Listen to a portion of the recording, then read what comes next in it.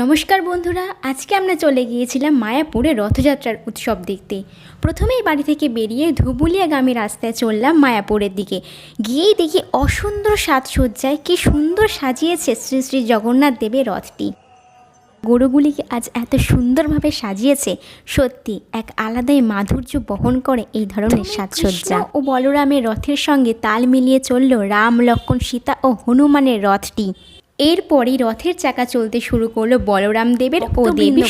দাঁড়িয়েছিল জগন্নাথ দেবের রথ টানার জন্য, কারণ পুরাণে বলে জগন্নাথ দেবের রথে নাকি ৩৩ কোটি দেবদেবীর বাস। তাই জগন্নাথ দেবের রথ স্পর্শ করলে ৩৩ কোটি দেবদেবীর চরণ স্পর্শ হয়। চলতে শুরু করলো শ্রী শ্রী জগন্নাথ দেবের রথটি। আমিও উৎসাহের সাথে দড়ি টানতে শুরু করলাম। কথায় বলে একজন ভক্ত নাকি ভগবান ছাড়া অসম্পূর্ণ, তেমনি একজন ভগবানও নিষ্ঠাবান ভক্ত ছাড়া অসম্পূর্ণ। আজ